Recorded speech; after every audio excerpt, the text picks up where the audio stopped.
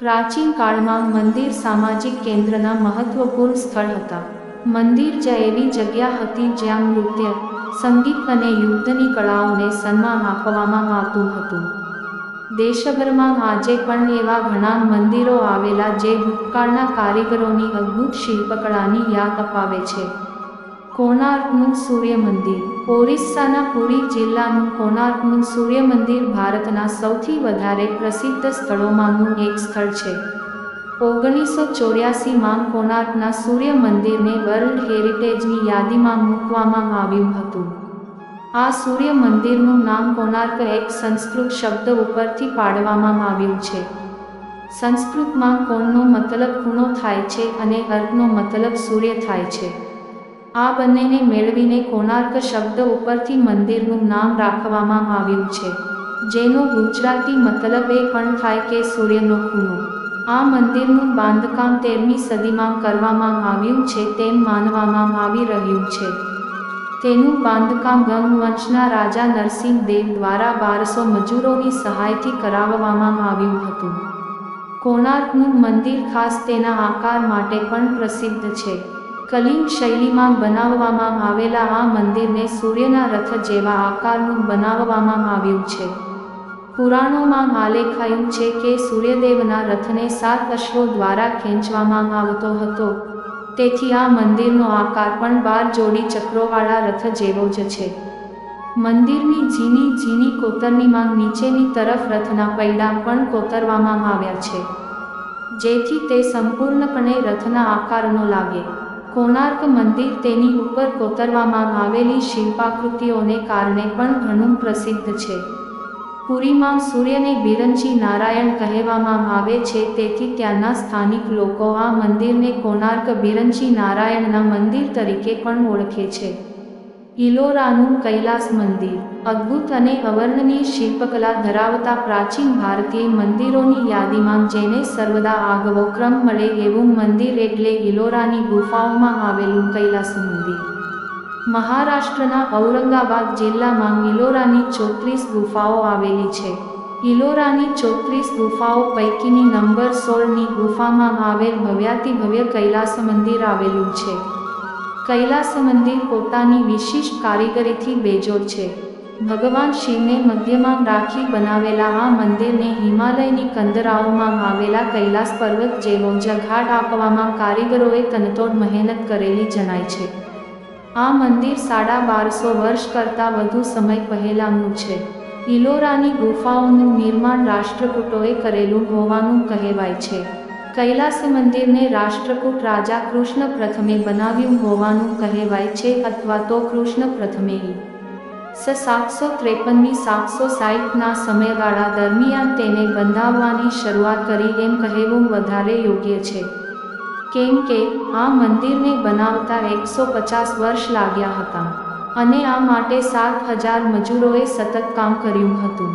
કૈલાસ મંદિર બાબતની સૌથી વિશિષ્ટ વાત એ છે કે આખું મંદિર એક જ પથ્થરમાંથી નિર્મિત થયું છે. કહેવાય છે કે આ માટે એક પહાડમાંથી વિશાળકાય ખંડ અલગ કરવામાં આવ્યો હતો. મંદિર બનાવવા માટે રાષ્ટ્રકૂટોએ વિરૂપાક્ષ મંદિરમાંથી પ્રેરણા લીધી હતી. ગુપ્તયુગ પછી આવું ભવ્ય બાંધકામ થયું હોવાના દાખલા અત્યંત અલ્પ છે. દ્રવિડ સ્થાપત્ય શૈલીના વિરલ નમૂનારૂપ આ મંદિરને યુનેસ્કો દ્વારા સ 1983માં હેરિટેજ સાઇટ ઘોષિત કરવામાં આવ્યું હતું. દેલવાડા જૈન મંદિર. માઉન્ટ આબુથી લગભગ 2.5 કિલોમીટર દૂર સ્થિત છે દેલવાડાના દેરા. આ મંદિર માઉન્ટ આબુના મુખ્ય આકર્ષણોમાંથી એક છે. અહીંનું નકશીકામ અદ્ભુત છે. દેશના મુખ્ય જૈન મંદિરોમાં આ મંદિરની ગણતરી થાય છે. મંદિરમાં ચારે તરફ કળાના અત્યંત સુંદરતાથી કોતરેલા નમૂના દેખાય છે અને અહીંનો દરેક ભાગ પોતાની રીતે એક અજાયબી છે. દરેક પર તમારી નજર ટકેલી રહેશે. આવામાં આરસ પહાડના પથ્થર પર કોતરવામાં આવેલું ખુલતું અને બંધ થતું સૂરજમુખીનું ફૂલ તો આ મંદિરના ઉત્તમ નમૂનાનું એક ટ્રેલર છે. અહીં આવેલા 5 મંદિરોમાંથી પહેલું વિમલ વસઈ 11મી સદીમાં ગુજરાતના રાજાના મંત્રી વિમલ શાહે બનાવડાવ્યું હતું, જે જૈન ધર્મના પહેલી તીર્થંકર ઋષભદેવને સમર્પિત છે. જ્યારે બીજા મંદિર લુણવસહીને 13મી સદીમાં ગુજરાતના રાજાના બે મંત્રી ભાઈઓ વસ્તુપાલ અને તેજપાલે બનાવડાવ્યું હતું. ત્રીજું પિત્તલહર મંદિર રાજસ્થાનના ભામાશાહે બનાવડાવ્યું હતું. આ મંદિરનું મુખ્ય આકર્ષણ તેમાં લાગેલી 4000 કિલોની પંચધાતુની ભગવાન ઋષભદેવની પ્રતિમા છે. કહેવામાં આવે છે કે આ પ્રતિમામાં સેંકડો કિલો સોનું પણ વપરાયું છે. દેલવાડા સ્થિત ચોથું મંદિર ભગવાન પાર્શ્વનાથનું છે. જૈન મંદિરના પ્રવેશદ્વારના ડાબા હાથ પર એક 3 માળનું ચિંતામણી પાર્શ્વનાથનું ચૌમુખ મંદિર છે. શોર મંદિર, મહાબલીપુરમ. આ મંદિરનું નિર્માણ ઈસ પૂર્વે 700ની 728 માં નરસિંહ વર્મન દ્વિતીય કાળમાં ગ્રેનાઇટથી કરવામાં આવ્યું હતું. 1400 વર્ષ કરતાં પણ જૂનું તેમજ સમુદ્ર કિનારે ઊભેલું આ મંદિર અહીંનું સૌથી પ્રાચીન મંદિર છે. તેને બંગાળની ખાડના શોર તરીકે ઓળખવામાં આવે છે. આ મંદિરનું નિર્માણ કાળા ગ્રેનાઇટથી થયું છે. આ મંદિરને યુનેસ્કોની વિશ્વ વિરાસત સ્થળ યાદી અંતર્ગત સામેલ કરવામાં આવ્યું છે. આ મંદિર ભગવાન વિષ્ણુને સમર્પિત છે. જો કે અહીં શિવલિંગ પણ છે. આ મંદિર વાસ્તુશિલ્પ કલાનો અદ્ભુત નમૂનો છે.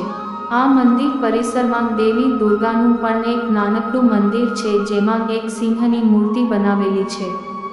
આ મંદિરમાં અનેક ધર્મોના લોકો પૂજા કરવા આવે છે જે તે દરમિયાનના શાસકોના ધાર્મિક સહિષ્ણુતા હોવાનો દાવો કરે છે.